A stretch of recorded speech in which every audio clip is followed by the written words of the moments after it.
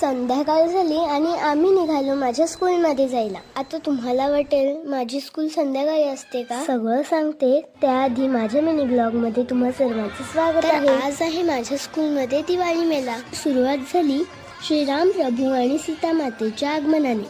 त्यांच्या आगमनानंतर आम्ही सुद्धा एंट्री केली.